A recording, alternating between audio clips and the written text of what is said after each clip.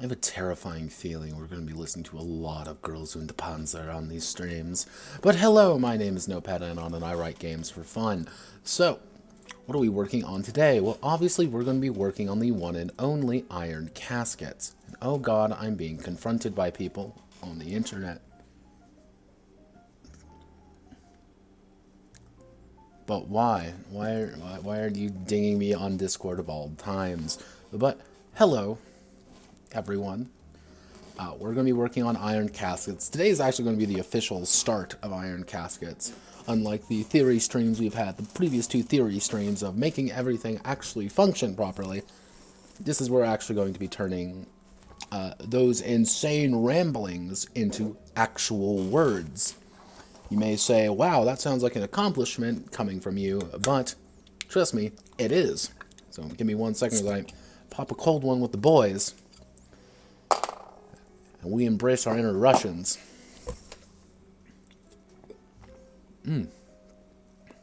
Gets better every time I drink it. So, what are we looking at right here? Obviously, we are looking at our preliminary... Okay, why all of a sudden my mouse is... Yeah, we were looking at our preliminary goals and ideas. So, what's our primary goal? What's the overall desire of Iron Caskets? Iron Casket's main goal is to pretty much facilitate being part of a tank corps, being soldiers and fighting wars in your Iron Casket, your giant rolling death machine that you will have to fight other giant rolling death machines in, because you are a tank. And tanks go boom. So I should bump this up to 125, 150, facilitate the play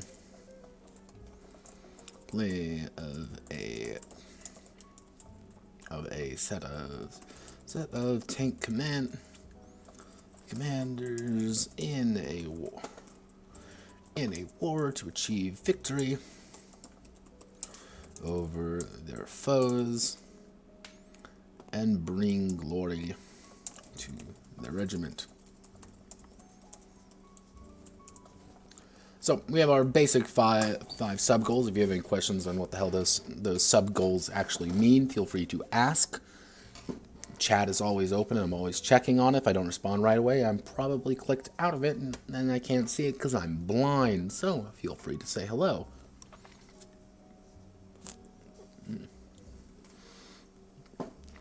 Delicious.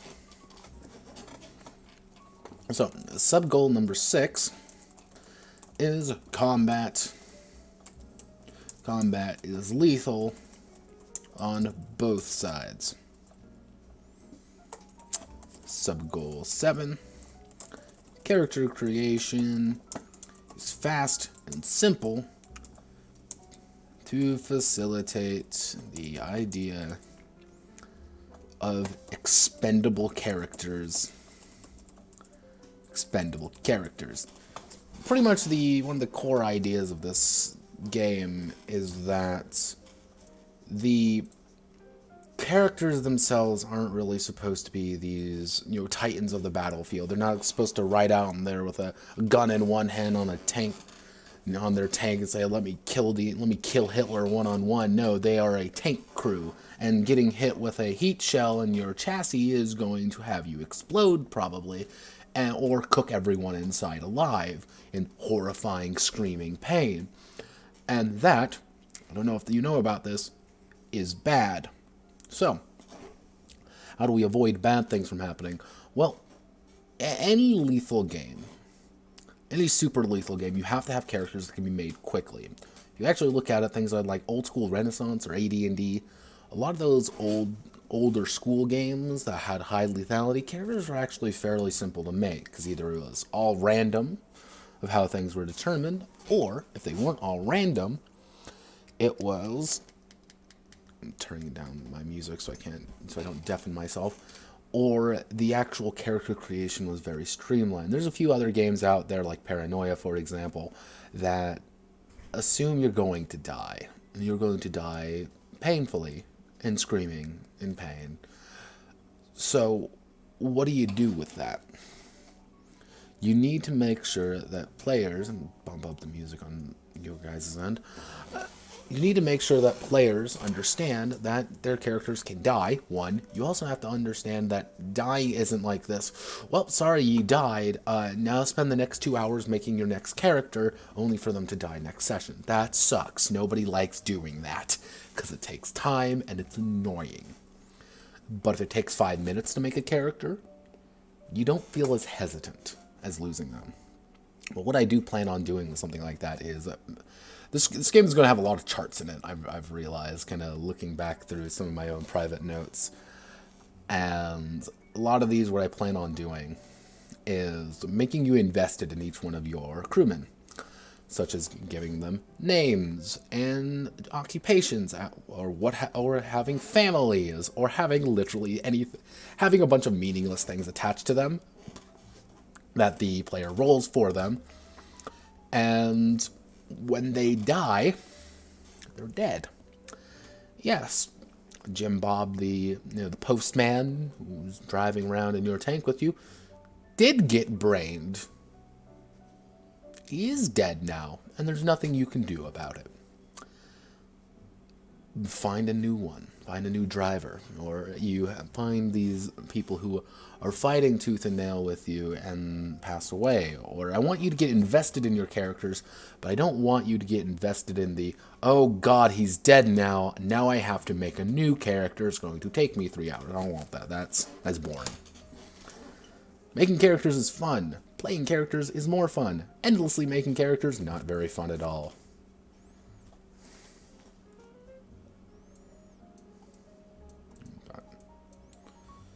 Just delete all of these. Oof, oof, oof, oof, oof, oof. Okay, so sub-goal 8.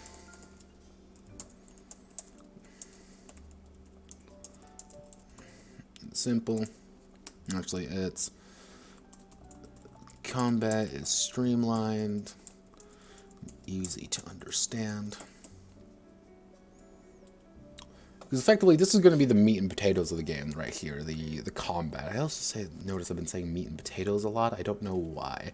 But that's kind of the core of the game. It's going to be its combat, and it's going to be the fights that occur, and what happens with the people inside of these fights. Because war is hell, and you become fire forged with your comrades, your friends, people you care about. Suddenly, what do you do when your favorite tank commander that you've nurtured since the beginning of the game, you've done really well with him, takes a Panzerschreck to the side and he explodes? I want it to feel like a bummer, but I want you to also understand why and how it happened. It's not, I don't want things to be like, well, sorry you got shot with an AT rifle 5 miles away. Oof. No, I want to say, you got shot with an AT rifle, it hit here, it hit this, that means X exploded. Streamlined and easy to access does not mean not complex. Well, actually it does kind of mean not complex, but what I'm saying is, I want it to be fairly simple for you to do a read over of it and understand the gist of it. Not 3 reads and have the rule book next to you the entire time you're playing to make sure and double check those rules. No. If I roll X, I want to be able to make sure that I hit Y. If I didn't hit Y, I want to make sure I know why I didn't. And that also goes to things like infantry and AT stuff, where every single action that the player does, should have a clear and understandable end. I say increase speed, you increase speed. I say shoot the cannon, you shoot the cannon. Not complex an idea, just a basic thing to understand. So, our desired goals. Well, our desired goals are pretty simple. All areas of tanks are accounted for. So, roughly speaking, we're dealing with early tank designs. Roughly, you can say late tank designs, modern tanks, and finally, postmodern tanks. So early tanks are your World War I's tanks. So those are your typical Iron Caskets. These things are slow. They are land boats. They're slow. They're easy to break down, and generally you're not really using them in the traditional sense.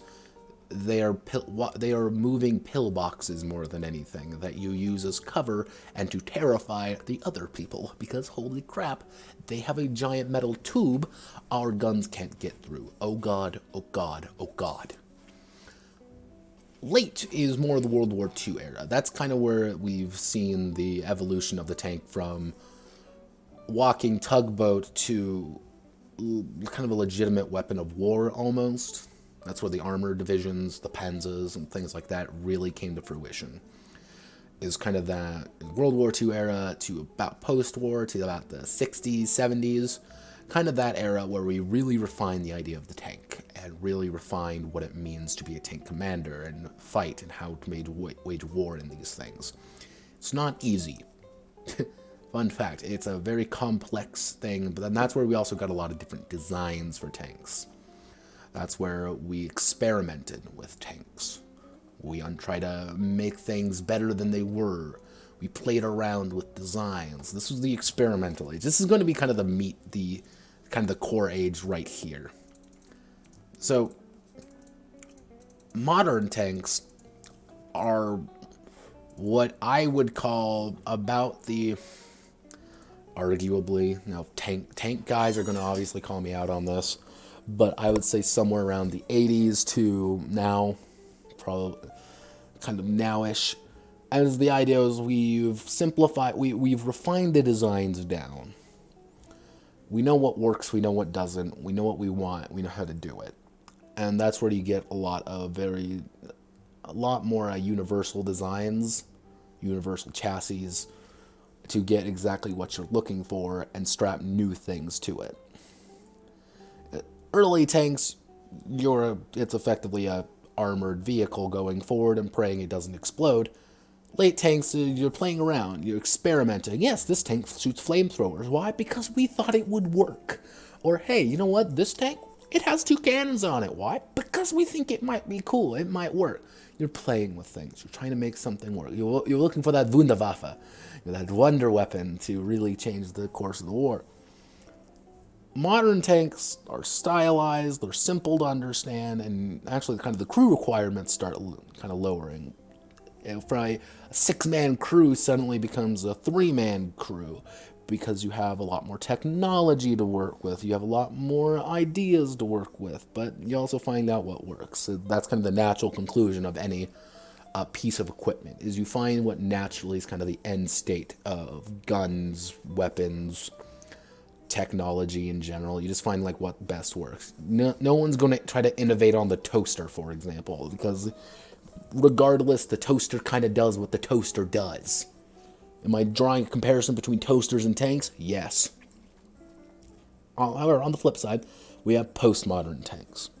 Postmodern tanks, you can argue that we're kind of reaching that right now, but my idea behind that is we're pretty much reaching the second stage of evolution in tank design, in kind of armor design in general. We're trying to take into account things like different kinds of weapons, amphibious, different kinds of amphibious. We mix it with an APC. We're in that kind of new design phase of where, the modern stuff, that works and it's good, but let's see what we can innovate on top of it. In that kind of era, I do plan on putting things kind of like more futuristic-esque tanks, kind of theoretical tanks even. They're like, hey, this is dumb and silly, and here's a, or put things like a VT on there, a vertical tank, and have the players go to town on them, as they are walking death machines. Am I insinuating that this game may become another mecha game? Yes, because mechs are awesome, and you cannot stop me from thinking that. So, that's kind of my idea behind the all eras of tanks are accounted for. The second one, a full-on regiment creation system. The regiment creation system, I'm probably going to have to nick a little bit from Only War, and by a little bit, I mean quite a bit. And also from Panzer Corps 2, and or Panzer General, I can't remember the exact name of the game. I can see it, I pulled it up the last time.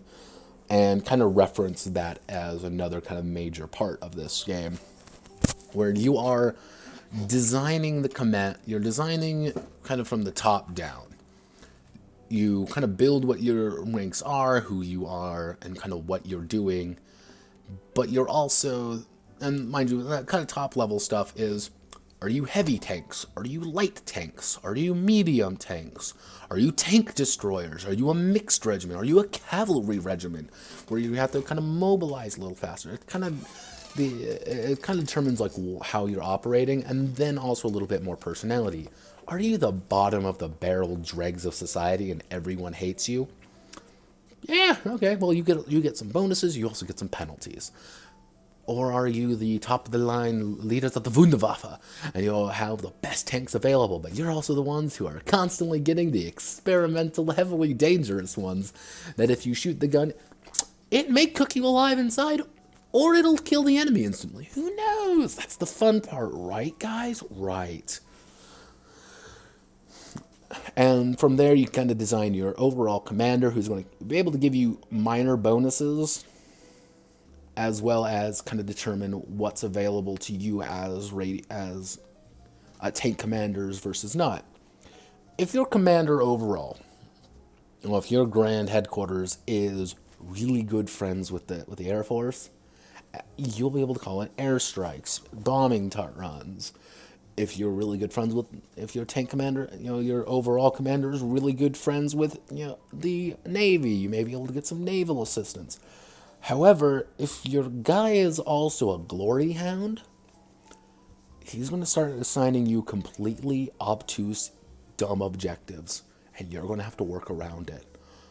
Or or if he is really overly cautious, he's going to give you fallback orders when he really shouldn't.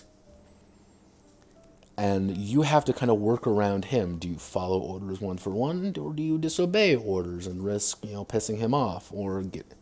So it's always that kind of push and pull, where you don't want to completely destroy the reputation of your overall commander, because if nobody listens to him now, no one's going to listen to him in the future, and suddenly there's chaos. Or do you listen to his dumb orders and hope for the best? That's kind of what I'm getting on there. And from there, you design your other tank commanders, as well as your kind of more of your infantry support. The desired thing, yeah, and this is if things go perfectly smoothly and I run into absolutely no problems whatsoever, which is, fun fact, not likely. It will, I hope to at least add in things like personalities for various for various infantry or other tank commanders, where you as your tank commander, you can radio up some infantry nearby. Like, hey, I need you to advance on this position and take out that AT rifle.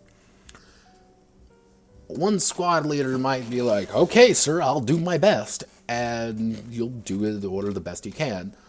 Others will be like, sure, I'll charge directly at them, because I'm an idiot and don't know what I'm doing. But another person may be like, yeah, I'll do what I want. And then immediately disregard your order and go on do something else.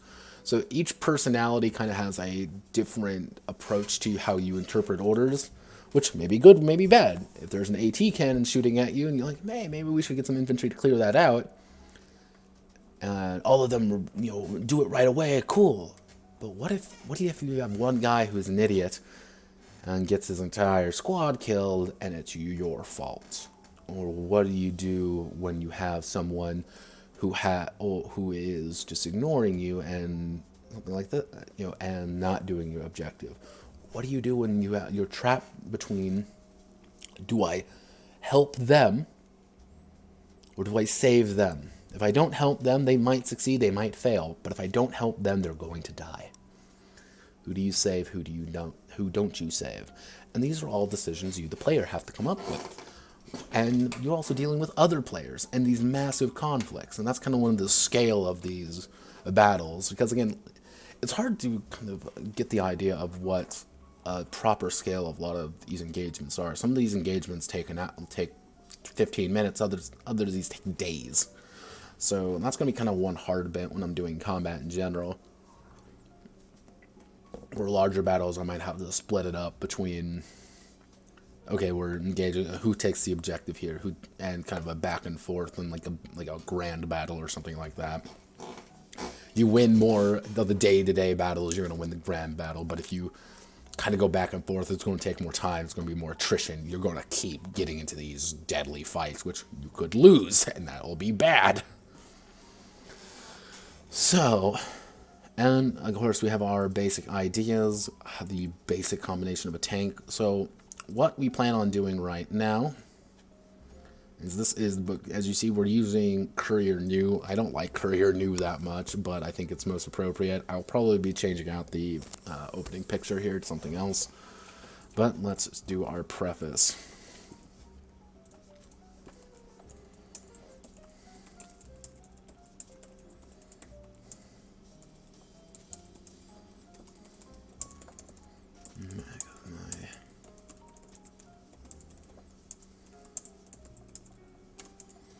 Easy.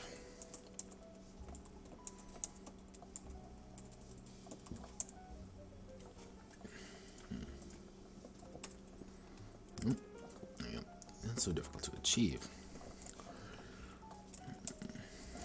One, create a tank crew RPG. You don't really. Blow that 250 so people can actually read it on stream. You know, that thing I'm doing right now. I swear I know what I'm doing. In case you're wondering, no, I have no idea what I'm doing. I'm winging it. I'm winging it, guys. I always have been, always will be. Oof. Oof. Oof. Roblox death sounds like crack my...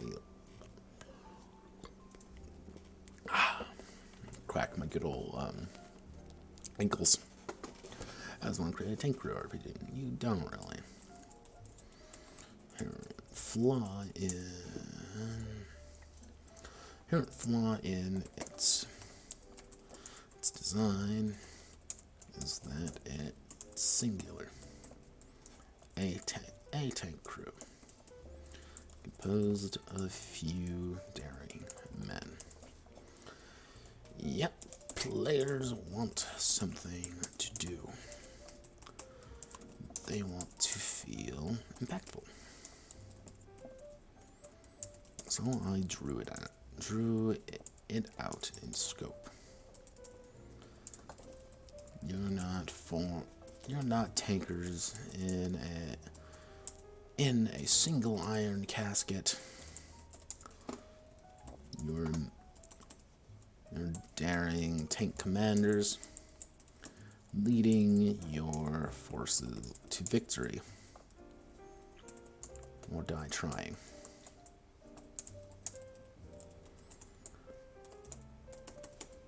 Iron Caskets prove. Iron Caskets is an interesting experiment. And as I'm doing two things I don't typically do, that being heavy lethality games, as well as a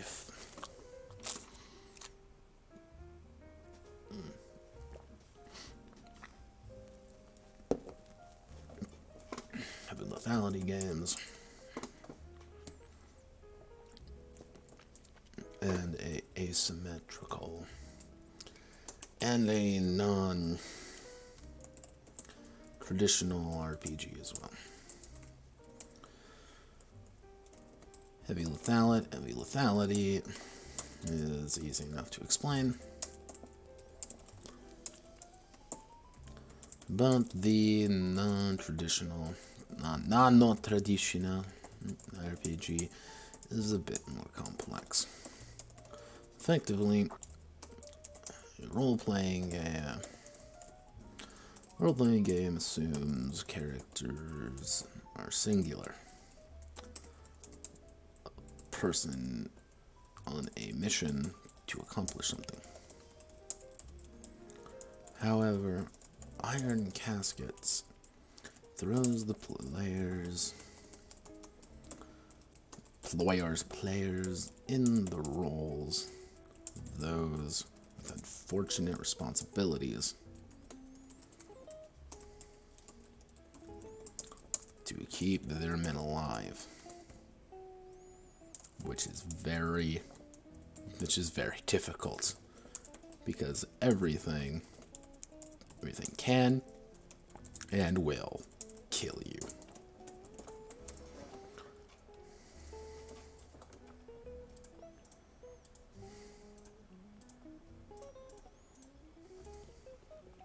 Alright, so we want to move down to our next page, do heading 1.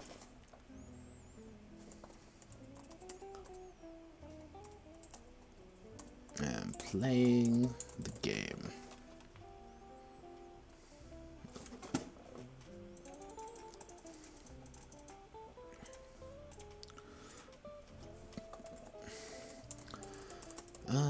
And what I'm going to do, because I'm very lazy and I like copy pasting my problems away.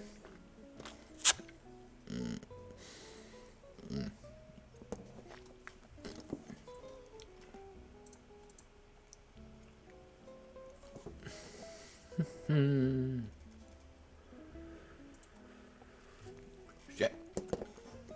Alcohol, please, no. Ah, there we go.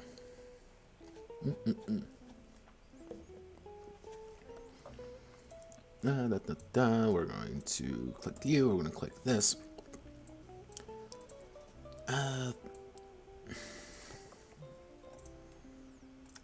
Actually, what I'm going to do is I'm going to select you, go and paste you right in here. I'm actually going to change the font to a lower value, just so I can actually read it. Turn it to 18. And Iron Caskets is playing with a two 10-sided, with 2d10, with a 2 10-sided dice. With a handful of 10-sided dice.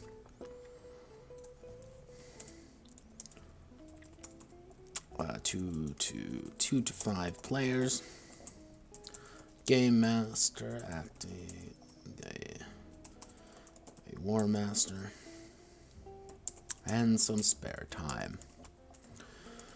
Whenever a character attempts an action with a chance of failure or is in opposition to another character, they must perform a check. Character rolls their attribute die. Rolls 2d10 plus their attribute plus modifiers in an attempt to beat the target number TN for a simple check. Let's see, set by the War Master or 2 opposing parties. Opposing parties roll 2d10 plus attribute plus modifiers.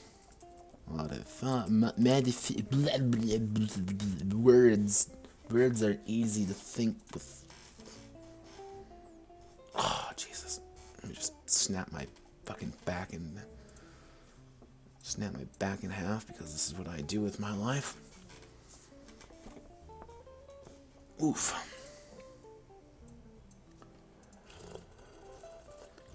Let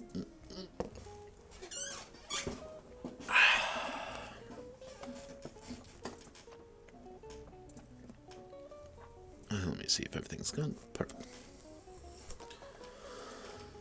Why am I using War Master of all things? Well, I mean, I think it's the most appropriate term for the Game Master, War Master, as it would be set during a war in some capacity.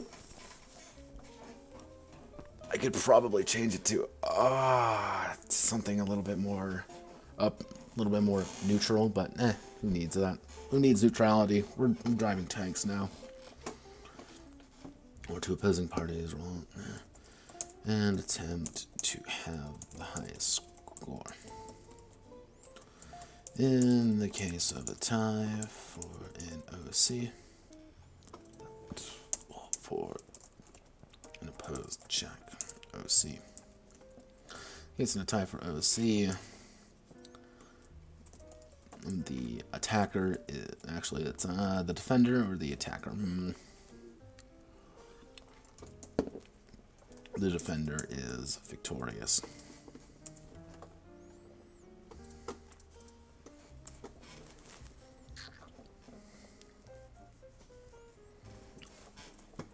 If there is no defender, then the character with the highest attribute succeeds. If there are equal attributes, the player character succeeds.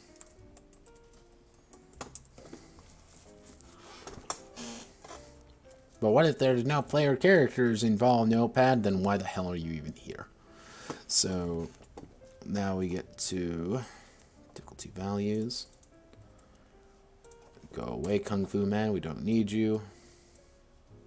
So we're going to easy 5, easy -5, average -10, -15.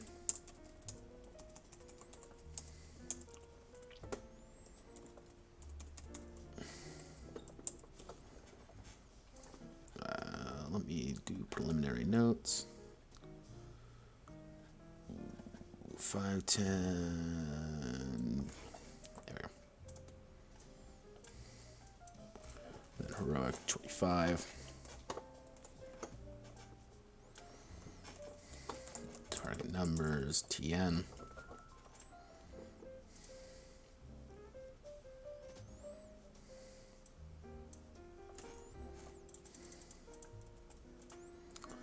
Characters combined rolls equal or higher to than the TN. And the TN, they are successful in clear situation. If less than the TN, they have failed, and suffer the consequences. Fairly simple to understand. This is a fairly bog standard way of doing things. Normally, I don't actually use 2d10. It's kind of an odd way. Usually, 2d10s you reserve for D100 rolls. But I found that actually to be the best curve.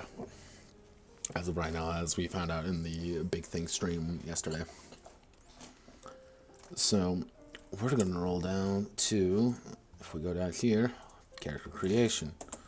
Character creation. More accurately, what I should say, commander creation.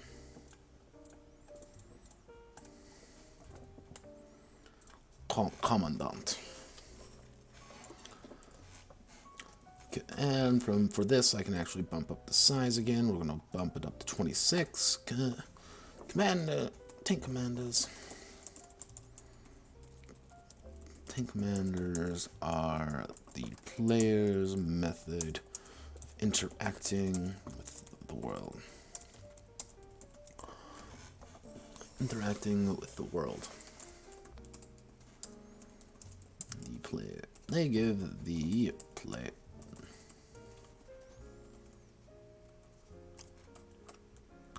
Are the method of interacting with the world, and they give the player a character to interact with other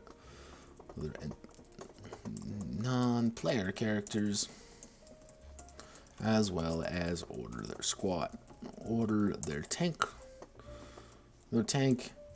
and infantry squads about.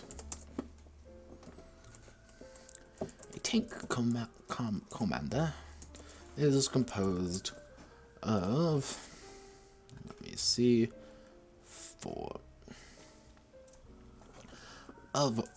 four attributes: tactics, warfare, authority, and logistics.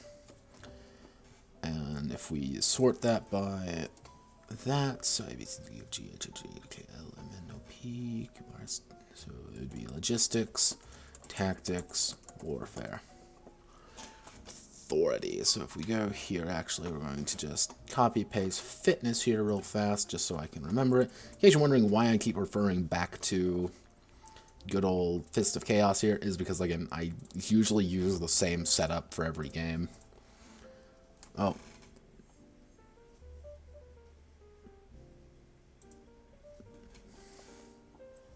Ah, yes, the tank memes. Yes, I know. Yes, I've seen those memes quite a bit. I do enjoy those ones. There's a few out there that I enjoy.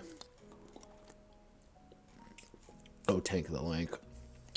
Also, hello Andy, hello Luke, or Absolute Marmalade, or L Hatton. That's not really like a username really at this point.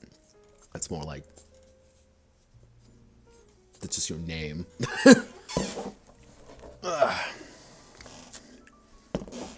Also, thank you for finally commenting on my 40 minutes of me talking to myself like a complete autist about tanks.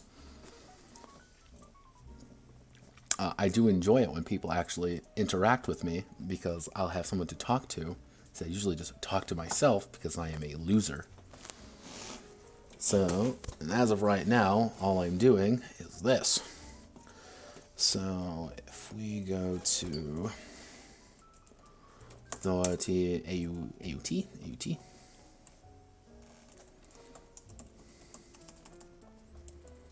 And is, oh god, oh gosh, oh golly.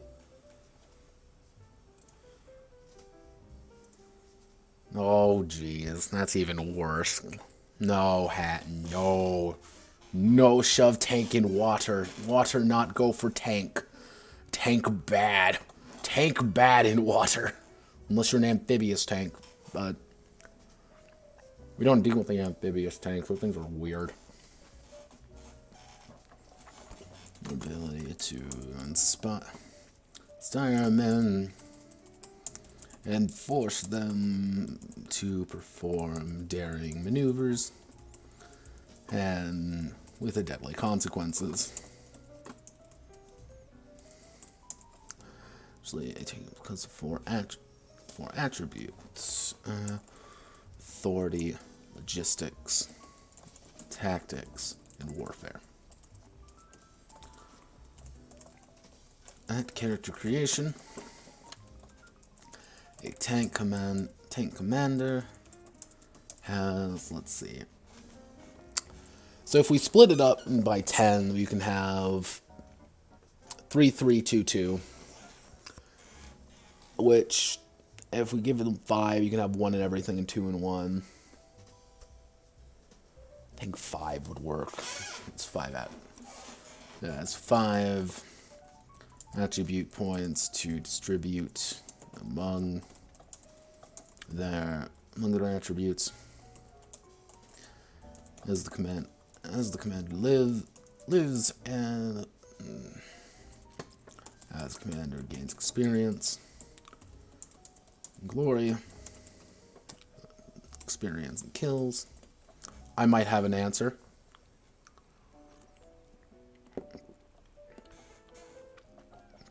As commander gains experience and kills, he'll be able to improve there.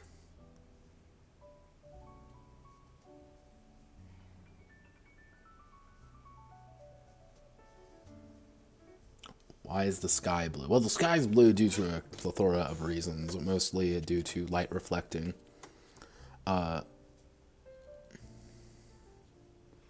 Is a cat gray by default? Maybe. I mean, of course, always change the world to hardcore. What do you think this is? Pussycraft? No, this is Minecraft, as you can tell by my expert Minecraft stream, as you can tell. This is definitely Minecraft, as you can all tell. I mean, it has such, common Minecraft themes, such as tanks dying horrifically due to getting shot and exploding. I mean, that's pretty Minecraft-like. Me avoiding putting my face on things, yeah, I mean, that works for me. Yeah, without like 5 bajillion mods, or you're building like a tiny thing. Minecraft tanks do not move. Is this Stellaris? No, this is not Stellaris. This is a game called Iron Caskets. Not that kind of tank, God. This game is about driving tanks, effectively, and big metal behemoths, and I'll be referring to them throughout the stream as Iron Caskets, because for those who do not know, driving a tank sucks. Fun fact, does driving tanks suck because you get hit by just about anything and you will explode almost. For example, I'll use this picture present. So this top bit right here, if you get hit directly in it, there's a chance your ammo will explode. If you get hit in the top part and your ammo explodes, everyone in the top, there's a chance they will all be turned into giblets. Well, technically, if your tank was full of water, you drown, as the only way out is through the emergency hatches on the bottom or the top. And that's if you are in a good tank. If you're in a crappy Russian tank that was built from farm equipment, most likely the only way out is when you have a hole shot in through it. I'm going to hit you, my friend. Other fun things of being in a tank. Let's say you got hit right where this man is standing right there, and it goes through somehow. Your driver's dead. Like, he's now giblets and dead.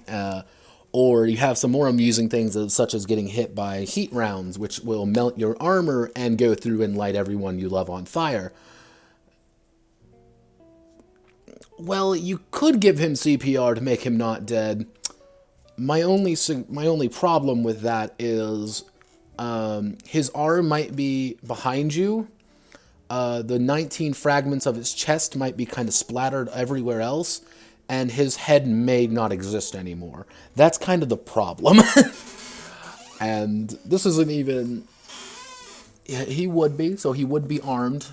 I mean, disarmed in more than one way, but we don't deal with that. But other fun, amusing things, if your treads get hit by enough fire, you're stuck in the middle of enemy territory with absolutely no way to move, including that if you get hit in the engine, which is right here roughly, depending on the tank, it'd either be in the front or the back. If you get hit that way, fun fact, kids, you're stopping, going nowhere fast. Your cannon can get hit in general, and you no longer have actually any way to deal with the enemy. And you're also dealing with the fact that the only thing to really be able to kill a tank, small arms fire isn't going to kill it. You can't just shoot a tank to death. You can't pull out your machine gun and go pew pew pew pew pew, and that won't kill it. You have to shoot it with something big. Oh no, the problem is if the treads go. If the treads go, you're spinning on nothing. The worst thing you could do is actually force the tank to continue moving in that case, because that means what treads still remain on it will go through. Fun story about replacing treads. There are actually a lot of instances where, usually in like World War I tanks, where people would have to try to replace treads because they would break down. Now, picture this.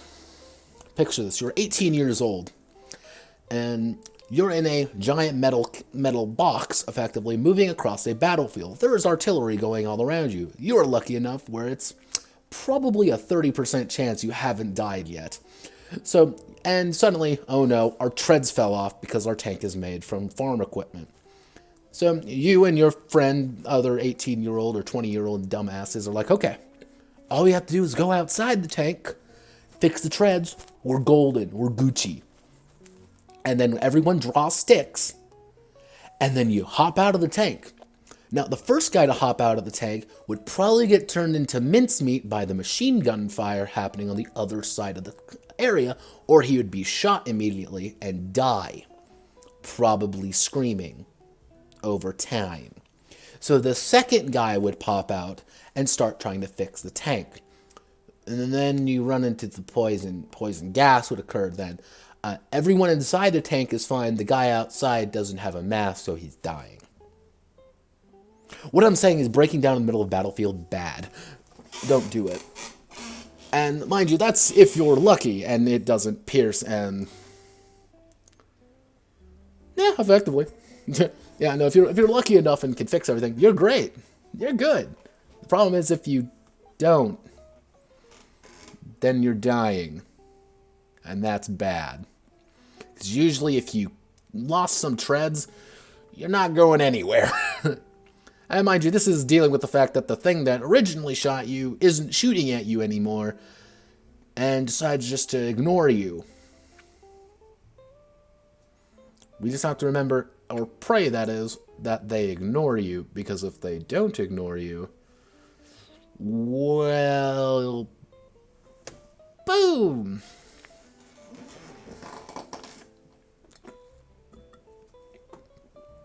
Christ, if we could respawn like that in GTA, man, that'd be a lot easier than what would happen.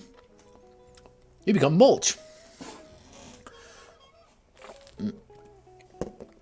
Ding, ding, ding. Who are you? It looks like my boy Slinzip left and probably play some more Mean Queeft. Mean Queeft. But, as I was going on...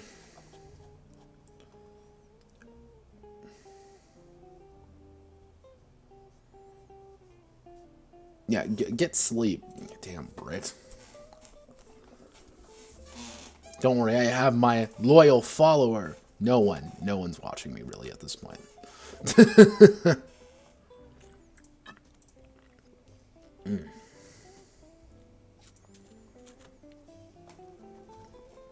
Oh, God. You are going to sleep, as you should. You godforsaken night owl, you.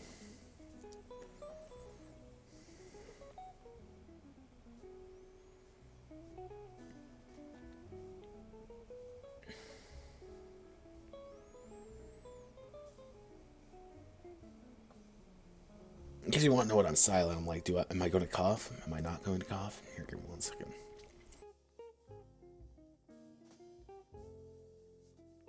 Yep, I coughed. That hurt. Ah.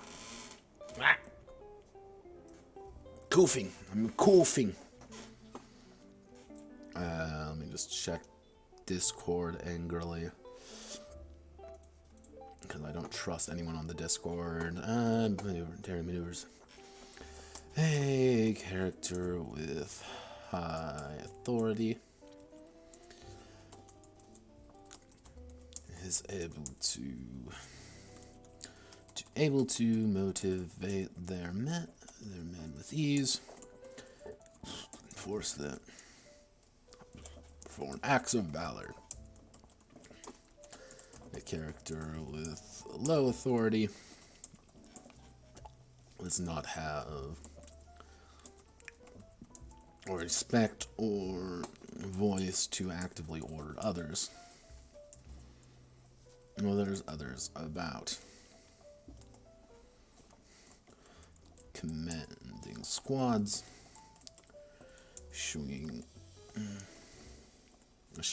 Commanding squads, issuing order. Why do I keep getting ding-dings on my phone? Okay, remind me later. Duolingo, please. You've dinged me like 5 times already. Oh, sweet baby Christmas Christ, my back. Ah.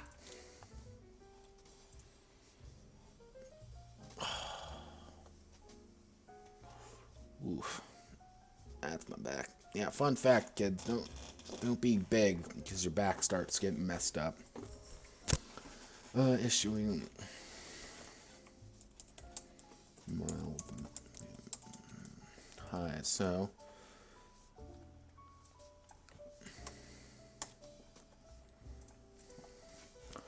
logistics log commander's ability to ration, manipulate, and create things from nothing. A logician is able to make sure their tank is supplied and able to be used in battle. Character with high logistics is a wizard of the battlefield, making sure resources get where they need to. A character with low logistics is a simple man. Resources notwithstanding.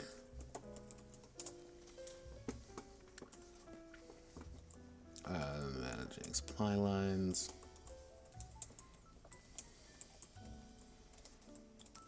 God.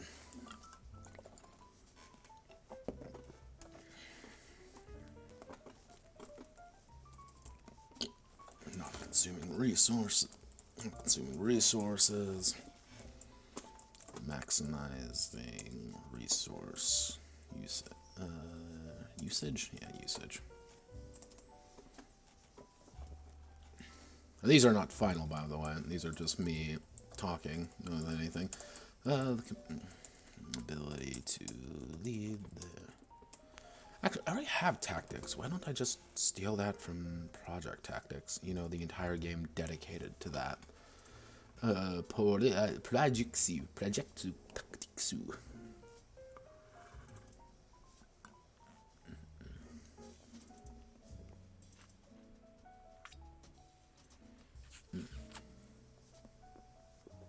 Some good stuff.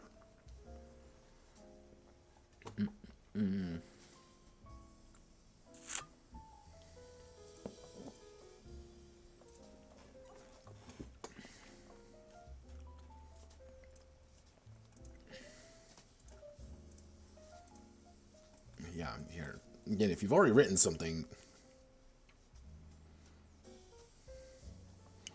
like, don't hesitate to just reuse it. Like, that's, you know, a lot of people say, like, oh, well, you know, every game must be unique in its own way.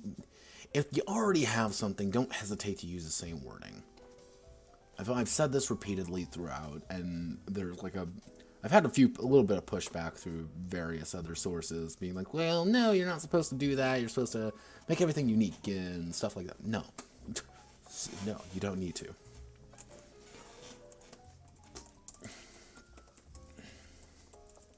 To wage war and fight battles. Fight battles.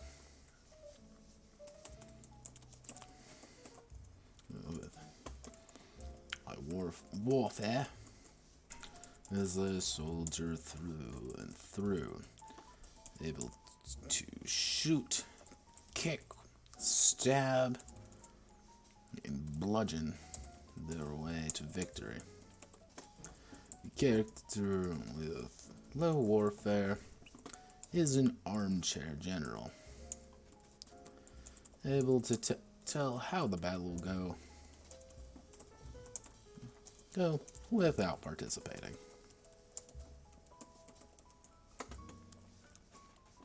Complex maneuvers.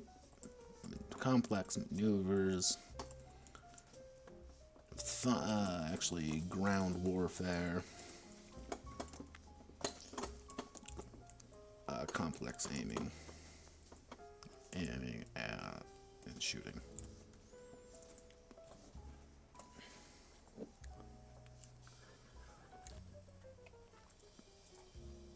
The only attribute I'm kind of worried about is logistics. That's kind of one of those ones I'm not too sure on. just because it can go a lot of different ways. So, how do I want to do this? Well, you know what? Let's post these for now. Let's get everything put in.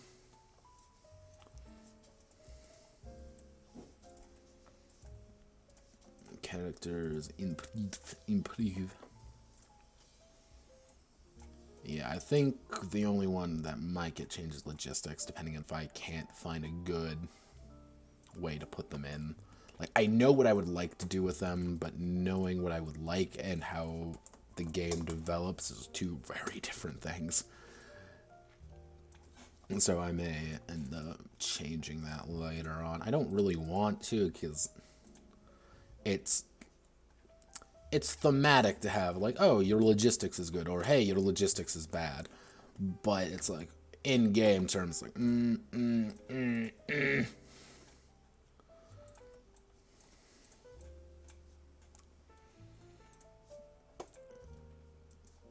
I think the other complex one is going to be tactics, but I kind of have the idea of what I would like to do with tactics. It's pretty much, authority is going to be about ordering people around. Logistics is about making sure your guys are able to get ordered around, i.e. you're not dying. Tactics is outside of being your intelligence stat for being out of your tank. It's also kind of your, dare I say, ability to do kind of more complex orders and things like that. So it's, again, it's one of those things, like, I have the idea of what it would do. How do I do it? Completely different story. So, and obviously we have warfare, which is your, not only your ground ability to fight, like, on the ground and, you know, shoot people or not get shot, you know, those very two key parts of not dying in the battlefield, is they are also kind of your abilities to do other thing. You know, your shooting your gun's going to add your warfare attribute. That's kind of one of those key things. Like, actual being able to fight people is going to be relying on warfare, but again, not every battle is determined with warfare. Sometimes you want to use tactics. Sometimes you want to be, you know, use your logistics. Sometimes you want to make sure your authority side. So, like, all of these attributes should be valuable, and, like, one shouldn't, like, be, well, why wouldn't you pick this? That's what I'm trying to avoid, which far easier said than done.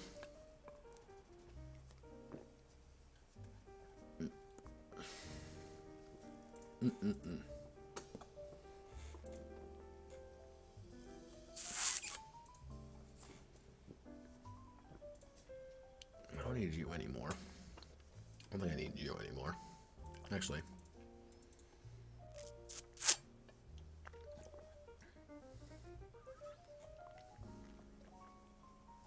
Alright. So now we get to the unfun part. So we've got our basic attributes done. Actually, what I can do... yeah, character creation. Actually, no.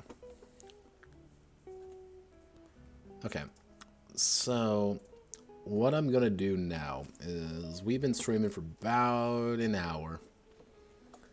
I started a little bit late, so I'm gonna call it early here today, but my goal is for either tomorrow or Wednesday, depending on if I am a productive human being or I'm a complete asshole, is to really hammer out the next bit. Like, I have a few ideas of what I would like. Again, this is a fairly early game. This is the early part of game design, otherwise known as the throw things at the wall until it works. So my idea for right now may be to either do tank design or, you know, filling out your crew. That would probably be the optimal situation, is to fill out your crew and kind of get your guys up there. Most likely what I'll do is you have 10 points distribute among your squad of 3 to 4 guys, and who can do what, pretty much. Like, hey, we have our driver who's a really damn good driver. He's like one of the best around. But the problem is he's also hopeless at literally everything else he does in this tank. And the rest of our crew are a bunch of morons. So it's kind of your back and forth of how you would want to do that. So I'll look on it and see what I can do. So thank you all for watching. The 3 people I did have watch today, thank you. I always like it when I have people watching. Even better when people actually chat. I always like it when people chat, because I can actually talk to someone, and I don't sound like a complete fucking lunatic to my neighbors. But thank you all very much, and have a wonderful rest of your day.